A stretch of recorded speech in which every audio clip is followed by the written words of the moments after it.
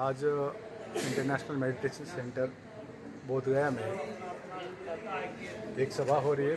भारत के सभी बौद्ध, पूरे भारत से प्रत्येक राज्य से भिक्षुगण, लामागण सबकी एक बड़ा सभा हो रही है।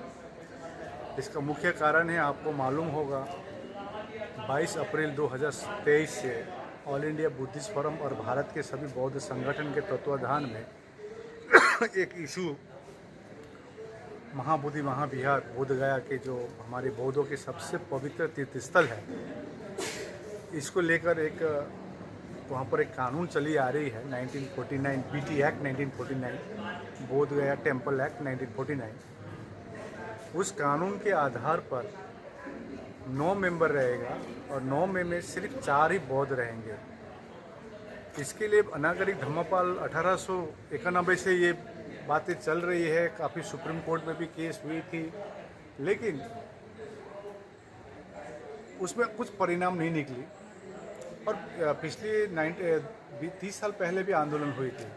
तो हम लोग ऑल इंडिया बुद्धिस्ट फोरम सोचे, ये इतने बड़े इशू है संसार में, आप किसी भी धर्म का देखिए, आप उसी धर्म के लोग ही संचालन कमेटी में रहते हैं। तो बौद्धों की सबसे तीर्थस्थल ये जो है बोधगया में, ये बीटी एक्ट के आधार पर क्यों सारी बौद्ध, संपूर्ण रूप से बौद्ध होना चाहिए। वैसे भी 26 जनवरी 1950 का पहले का जो भी कानून है, आर्टिकल 13 क्लियरली होता है भारत के संविधान के, वो वॉइड होती है, शून्य होती है, लेकिन वो कानून अभी भी चली आ रही है। और तो और आप एक समझदार पत्रकार है, आप समझते हैं कि मक्का मदीना जिस प्रकार से इतने इम्पोर्टेंट है मुस्लिम भाइयों के लिए, बद्रीनाथ जितना इम्पोर्टेंट है हमारे हिंदू भाइयों के लिए, उतनी इम्पोर्टेंट हमारी महाबोधि महाविहार है। उसमें तो बौद्ध होना चाहिए। संसार को मालूम है यहाँ पर भगवान बुद्ध ने ज्ञान प्राप्त किया, और जो ये महाबोधि महाविहार है, 3rd BC में सम्राट अशोक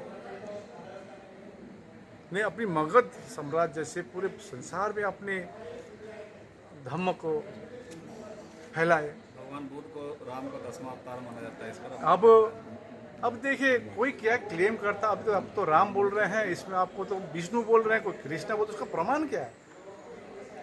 अभी अभी हम लोग ने 17 सितंबर में पटना में 5 लाख लोगों की हम लोग शांति रैली की, प्ले कार्ड्स हम लोग क्यों, अपना शांति के हम लोग प्रतीक है। क्योंकि बुद्धिस्ट कभी भी अपनी मांग ऊंची आवाज में नहीं रखते हैं। बुद्ध जयंती के अवसर पर गवर्नर के द्वारा अपने संबोधन में भी उन्होंने यही बात कहा था कि भगवान बुद्ध जो हैं, भगवान राम। आप प्रमाण दिखाइए, अब मैं उस पर आ रहा हूँ, सुनिए। तो आज 17 सितंबर के बाद हम लोग ने 500 ज्ञापनें दी नीतीश कुमार जी को, भारत के संपूर्ण संगठन के तत्वाधान पर लगभग 50,000 सिग्नेचर दिए कि बौद्धों का स्थल बौद्ध कमेटी में रहे। जिस प्रकार से अयोध्या का एक एमिकेबल सोल्यूशन किया गया, आज बौद्ध चाहे तो अयोध्या भी क्लेम कर सकते हैं, क्योंकि वहाँ पर जो अवशेष मिला है खुदाई करके, बौद्धों का मिला, लेकिन बौद्ध चुप रहे। तो अभी हम लोग ने सरकार को ज्ञापन दिया। बीच में नेशनल माइनॉरिटी कमीशन के चेयरमैन इकबाल सिंह लालपुरा जी ने एक मीटिंग बुलाई, क्योंकि हम लोग दिल्ली में 2 बार मिले हैं। वो आए थे यहाँ बोधगया में, आकर उन्होंने देखा स्थिति, तो उनको हम लोग फोटोग्राफ दिखाया। मैं अभी फोटोग्राफ दिखा सकता हूँ आपको। 1927 का, 1880 का जब खुदाई हो रही थी, आप मेरे को दिखाइए। अभी एक गवर्नर कह रहा, आप गवर्नर बोल रहा है शिवलिंग है, आप 1880 का फोटोग्राफ अभी दिखाऊंगा मैं आपको। दिखाइए कहाँ पर शिवलिंग है, एक्सकेवेशन के टाइम में, रेस्टोरेशन के टाइम में। क्योंकि हिंसांग की जो किताब है भारत दर्शन, उस किताब में कहाँ पर शिवलिंग का यहाँ जिक्र किया गया, आप दिखाइए हमको, क्योंकि हम काल्पनिक बात नहीं करेंगे। अभी आप तो आपको फोटोग्राफ में देखिए, जबरदस्ती क्लेम करना ये गलत। अभी आप लोग क्या मांग है? सिंपल मांग है, 1949 का जो कानून है बीटी एक्ट, उसको पूरी तरह निरस्त किया जाए। हम लोग ने एक चैरिटेबल ट्रस्ट का भी नेशनल माइनॉरिटी कमीशन को दिए हैं कि इस प्रकार से चलना चाहिए। 30-35 पेज का है, और जिस प्रकार से कमेटी में ये बौद्ध का विहार है, बौद्ध कमेटी में रहे। यदि ऐसा प्रावधान नहीं है, हमको भी रख दीजिए, भंते लोग को रख दीजिए अयोध्या में। आप बाबरी मस्जिद में रख दीजिए एक बंदे को, यदि ऐसा प्रावधान नहीं है तो ज़बरदस्ती क्लेम करना ठीक नहीं। तो हम लोग आज सवाल कर रहे हैं आज 17 सितंबर से 17 अक्टूबर तक सरकार को बोले कि आपका क्या एमिकेबल सॉल्यूशन क्या है।